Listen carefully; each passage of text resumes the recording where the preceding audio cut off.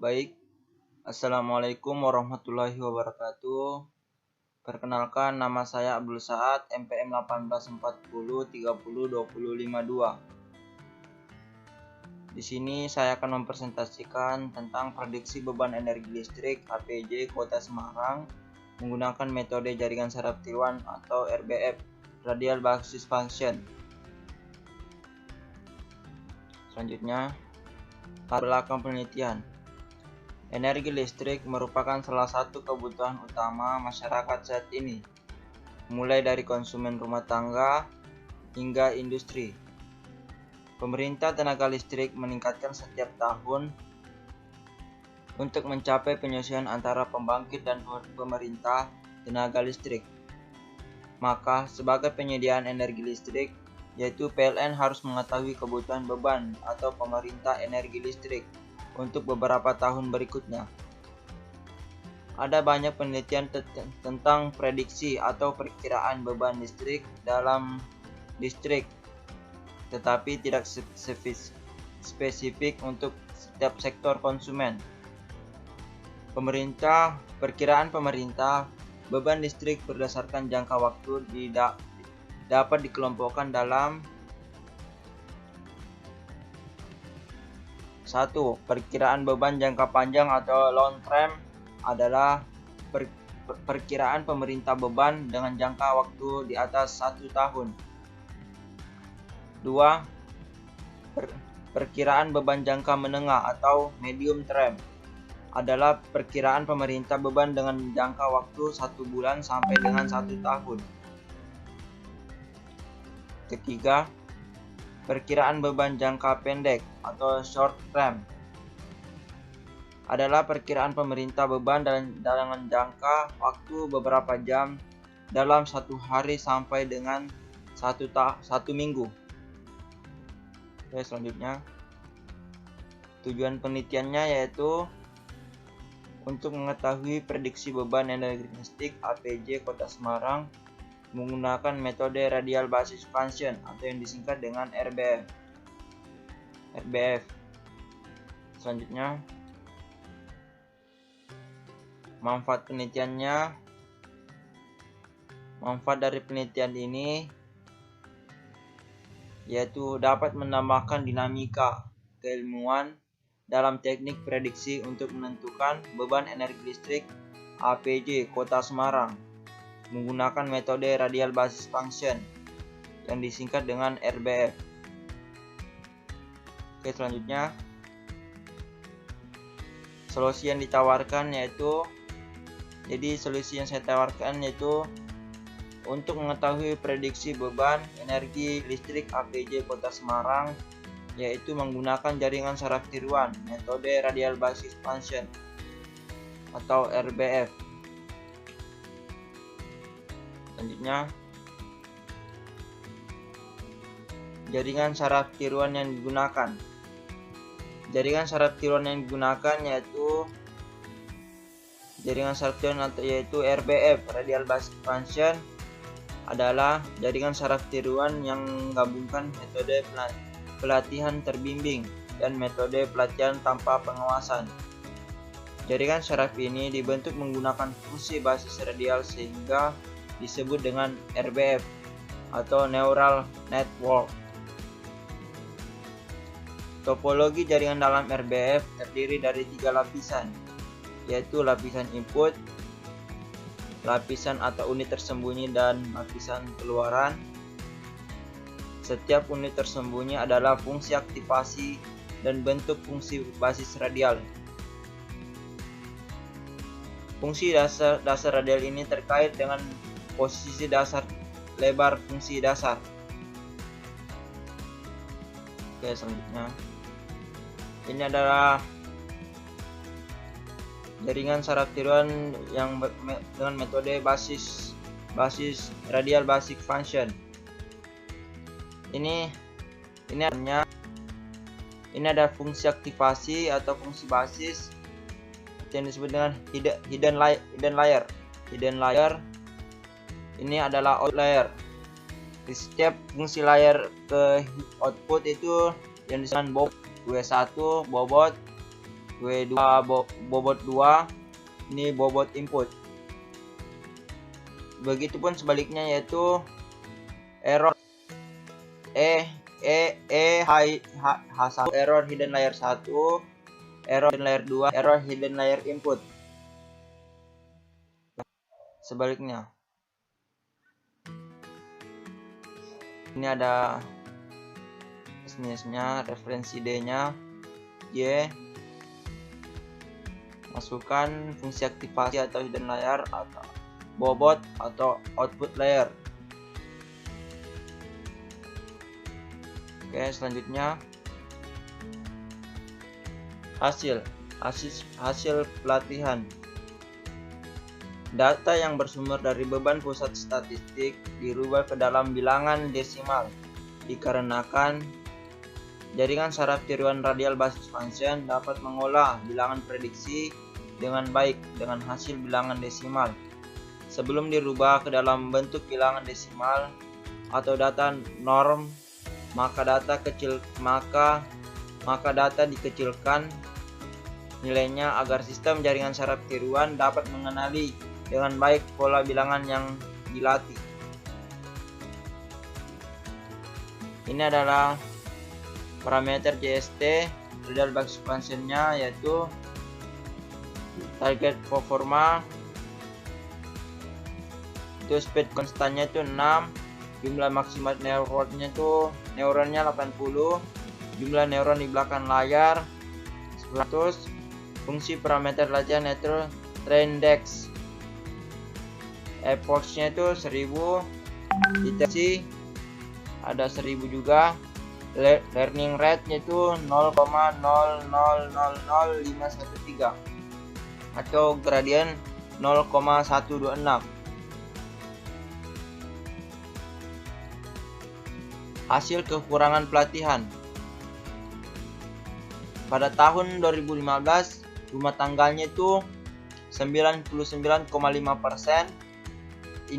industrinya itu 94,4%, bisnis 90,3%, dan publik itu 99,3%, rata-rata semua 95,8%. Pada 2016, rumah tangganya itu 96,8%, industrinya itu 95,9%, bisnisnya itu 96,5%, dan publiknya itu 94,5%, dan rata-rata semuanya itu 95,9%. Tahun 2017, rumah tangganya itu 90,8%, industrinya 90,8% juga, dan bisnisnya yaitu 98,4%, dan publik 96,6%, dan rata-ratanya semua itu 94,1%. Jadi yang baiknya kemarin pada saat tahun 2015 agak lebih tinggi lagi, pada ketika naik ke 2017 dia menurun atau lebih rendah rata-rata kekurangan pelatihannya, hasil kekurangan pelatihan. Oke, selanjutnya ini yaitu data energi produksi dan beban puncaknya itu tahun 2016 tuh energi produksinya itu 80.118 pada tahun 2016, dan beban puncaknya itu 111 pada 2017, 8.096,6095 itu energi produksinya, dan beban puncaknya itu 122. Ini bisa kita lihat hasil proyeksi pada tahun 2018 sampai 2024. Tahun 2018 sampai 2024 beban puncaknya itu lebih naik, tahun lebih tinggi dia lebih meningkat 2016 itu 111, dan pada tahun 2024 itu 9. Oke, selanjutnya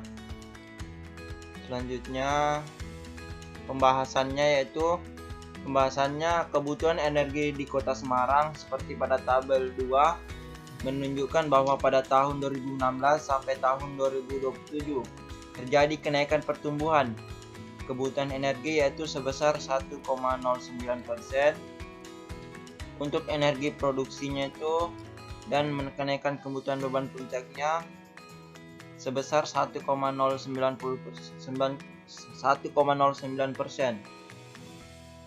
Proyeksi kebutuhan untuk tahun 2018 sampai 2024 berdasarkan 4 faktor yaitu faktor pelangganan listrik, daya tersambung, konsumsi energi dan faktor PDRB di Kota Semarang.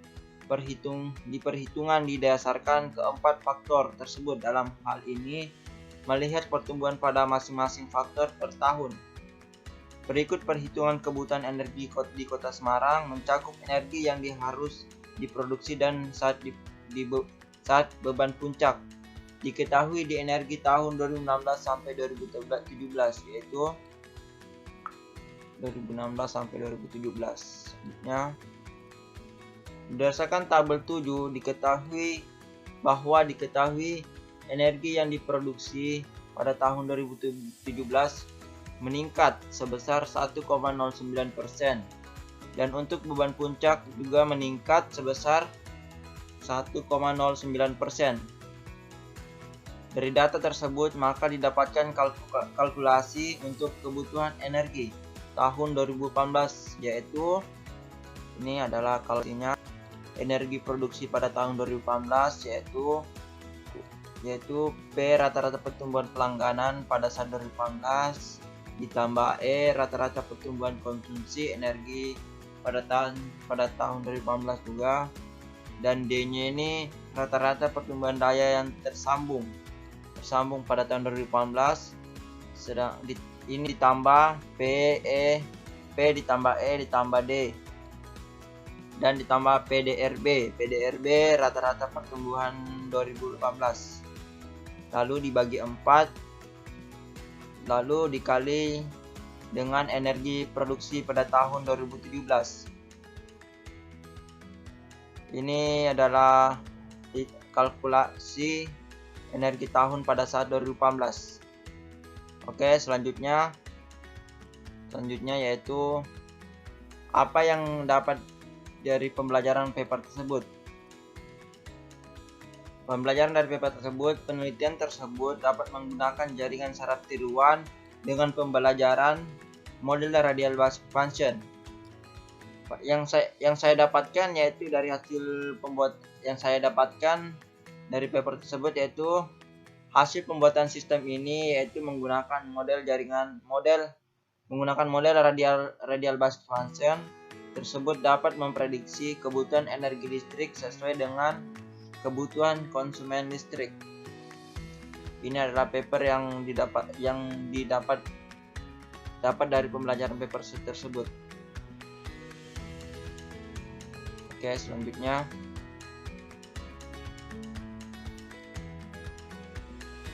apa yang bisa dikembangkan dari penelitian tersebut? Yang bisa dikembangkan dari penelitian tersebut yaitu dari penelitian ini dapat dikembangkan dengan adanya metode radial basis function atau yang disingkat dengan RBF. Kita dapat mengetahui prediksi radial energi listrik di APJ di Kota Semarang. Ini adalah metodenya yang dapat dikembangkan metode radial basis function. Kita dapat mengetahui energi beban listrik di Kota Semarang. Ini bisa dikembangkan di kota mana saja. Oke, kesimpulannya yaitu berdasarkan hasil pengujian ini dan analisis ini maka dapat diambil kesimpulan ini yaitu yang pertama, pertumbuhan kebutuhan energi dan beban puncak sehubungan dengan pertumbuhan sektor pelangganan listrik, daya tersambung listrik, konsumsi energi listrik, dan pertumbuhan PDRB di Kota Semarang. Yang kedua, kenaikan kebutuhan energi pada tahun 2018 mencapai 1,03% dan pada tahun 2019 sampai 2020 mengalami kenaikan juga, yaitu mencapai 1,05%, dan pada tahun 2001 sampai 2002 mengalami kenaikan kembali mencapai 1,09%. Sedangkan pada tahun 2003 mengalami penurunan yaitu 1,07%, dan pada tahun 2024 mengalami kenaikan lagi yang cukup signifikan dan cukup melonjak. Kenaikan tersebut yaitu mencapai 1,12%. Dari hasil rata-rata proyek yang ketiga itu dari hasil rata-rata proyeksi pelangganan listrik di Kota Semarang pada 4 sektor, yaitu sektor rumah tangga, industri, bisnis, dan publik pada tahun 2018 sampai 2024. Yang paling tertinggi sektor rumah tangga dengan kenaikan rata-rata mencapai 1% per tahun. Selanjutnya, yang keempat, dari hasil rata-rata yang tersambung di Kota Semarang pada 4 sektor, yaitu sektor rumah tangga, industri, bisnis, dan publik pada tahun 2018 sampai 2023. Yang tertinggi adalah sektor rumah tangga dengan rata-rata kenaikan di angka 0,9%, dan pada tahun 2024 yang tertinggi sektor industri di angka 1,3%. Yang kelima,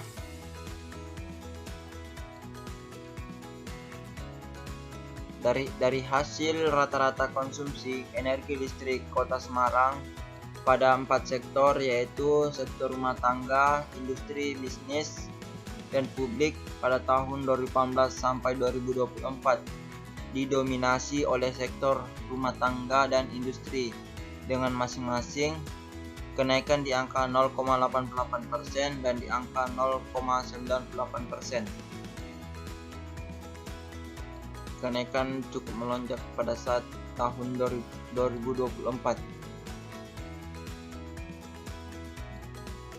Dari angka 0,8% sampai 0,98% kenaikan. Selanjutnya, daftar pustakanya itu data kelistrikan PLN tahun 2016 sampai 2017, Hasan Basri ER 2003, teknik distribusi jaringan listrik menengah dan tegangan tinggi Jakarta, Hasim Agus 2005, perkiraan beban listrik Kota Pontianak dengan jaringan saraf tiruan, skripsi sekolah pasca sarjana Institut Pertanian Bogor, Hermawan 2008, sistem distribusi listrik Jakarta 7, J Siang Jack 2005 dengan dasar-dasar pengolahan jaringan saraf tiruan Jakarta,